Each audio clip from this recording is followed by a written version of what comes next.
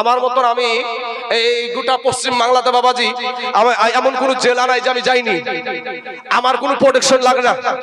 আমার একটা ড্রাইভারই দেখেন, পিচকি একটা ড্রাইভার সামনে বসে আছে দেখেন, এই পিচকি ড্রাইভারে গোটা আপনার বিহার থেকে নিয়ে যত বাংলা শিক্ষা যতদূর নিয়ে আছে ততদূর ঘুরি, কোনো প্রোটেকশনের দরকার হয় না।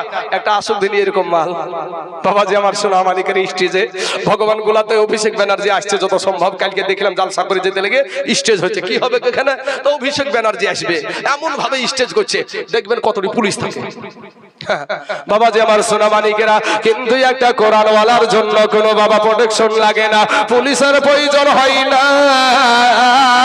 ও বাবাজি আর্মির দরকার হয় না রে বাবা, বিএসএফ পুলিশের কোনো প্রয়োজন হয় না।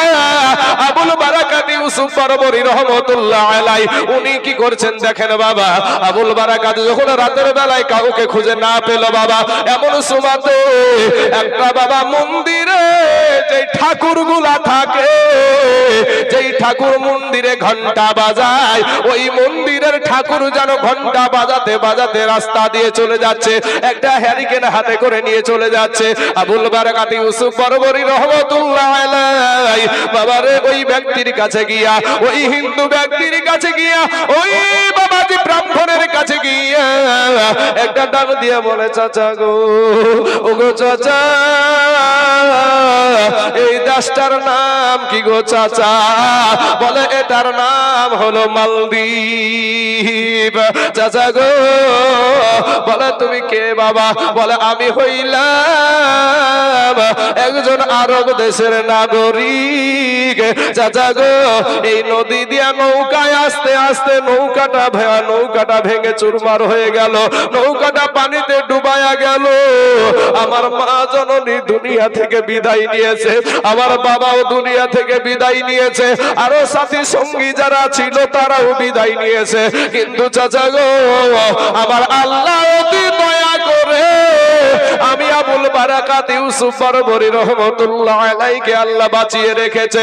যেমন এই কথা বলেছে বাবা, ওই মন্দিরের ওই ব্রাহ্মণটি হাত দিয়ে মুখটা চেপে ধরে বলছে, বাবা তুমি যেই কথা বলেছো এই কথাটা আর উচ্চারণ করিও না। বলে কেন বাবা, কেন আপনি বলুন। বলে বাবা রে, তোমার নামটা কি? বলে আমার নাম হলো আবুল বারাকাত ইউসুফ বরবরী। এ বাবাজি, ওই ব্যক্তি তখন বলছে, বেটা রে, এই মালদ্বীপের জমিনে যদি বাদশাহ যদি জানতে পারে, রাজা যদি জানতে পারে এই দেশে কোন মুসলমান এসেছে, কোন ইসলাম ধর্ম মান্যওয়ালা ব্যক্তি এই দেশে এসেছে, সঙ্গে সঙ্গে তাকে দুনিয়া থেকে বিদায় করে দিবে, তাকে শহীদ করে দেবে। আবুল বারাকাত ইউসুফ বরবরী রহমতুল্লাহ আলাইহি বলে, চাচা গো, দুনিয়ার জমিনে আমার মা নাই, দুনিয়ার জমিনে আমার বাবা নাই, তাহলে আমার এখন উপায় কি গো চাচা? একটা ডাক দিয়া বলছেন, এ বেটা শোনো, তোমার ইসলাম ধর্মের গোপন কথাটা গোপন রাখো। তুমি একটা আমার সন্তানের বুয়াসের এত ছোট বাচ্চা গো তুমি, আমি তোমাকে একটু হেল্পের হাত বাড়াবো, কারণ আমিও মুসলমানদেরকে সম্মান করি। বাবা কাল রাত্রিতে, গত রাত্রিতে আপনার চলে আসছি আপনার আখরিগঞ্জ হয়ে, খড়িবোনা হয়ে, লোচনপুর হয়ে চলে যাচ্ছি। ডাড়াকাটির মোড়ে দেখবেন নাগা বসেছে, রাত্রি 1টা বাজে।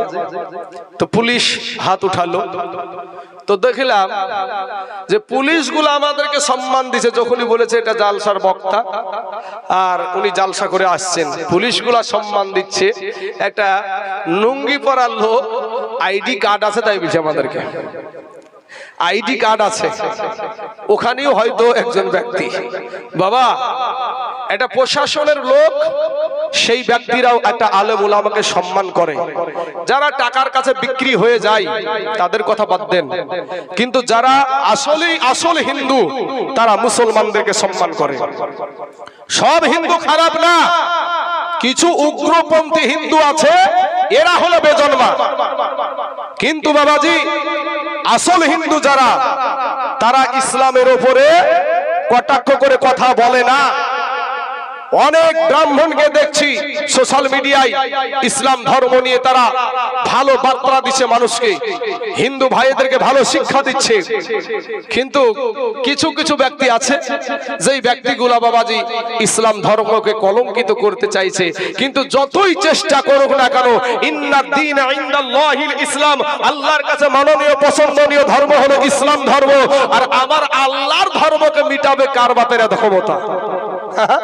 তোর মতন কত মাল বিদায় হয়ে গেছে, তারপরও এই ইসলামকে মিটাতে পারে নাই।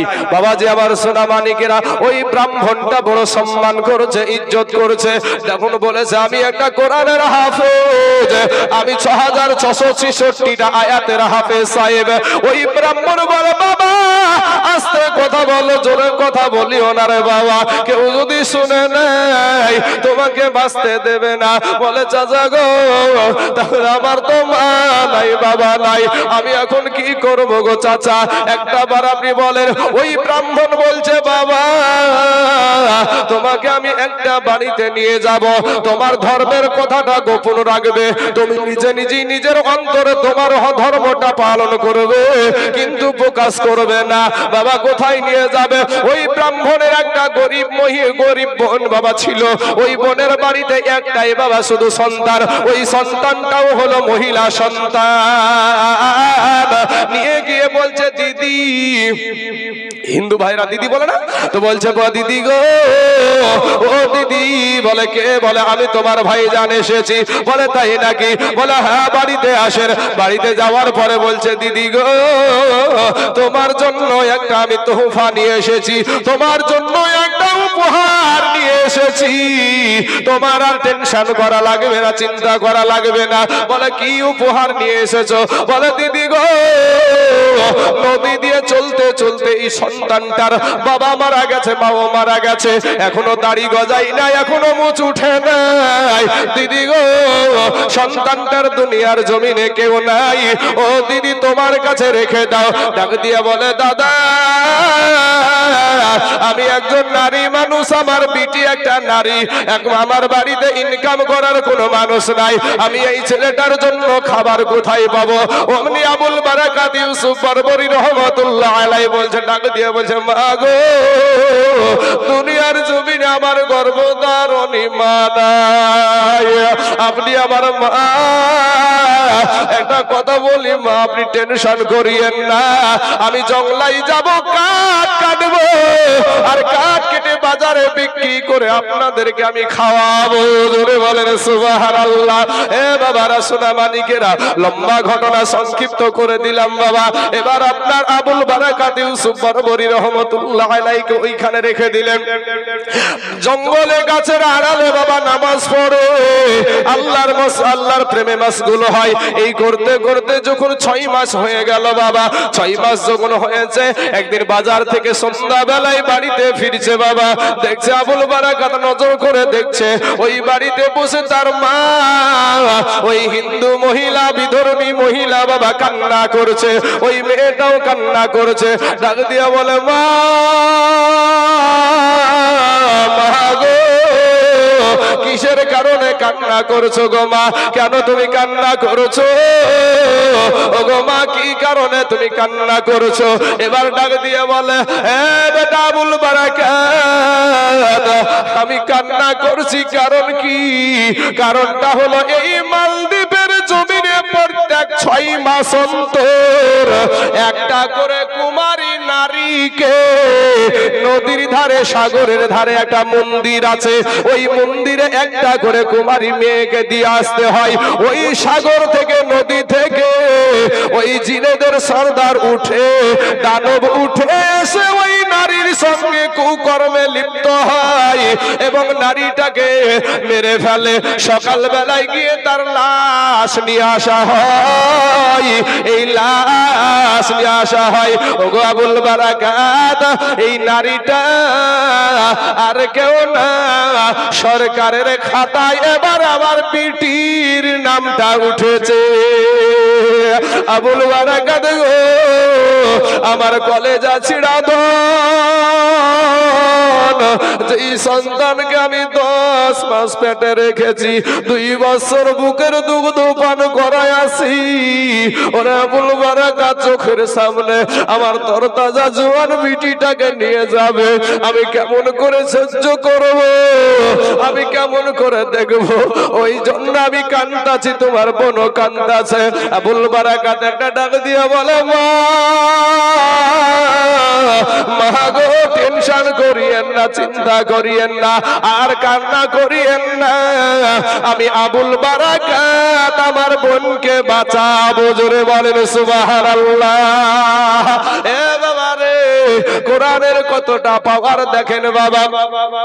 ইন দি মিন টাইমে আবুল বারাকাত ইউসুফ বরবরি রহমাতুল্লাহ আলাইহি ডাক দিয়ে বলে, মা গো, আমার দেখেন এখনো আমার মুখে মুছ এখনো উঠে নাই, আমার মুখে এখনো দাড়ি গজায় না, ও মা আপনি আমাকে একটা মহিলা রূপে পরিণত করে দেন, মহিলার সাজে সাজায়া দেন, আমাকে দেখে যেন মহিলা মনে হয়।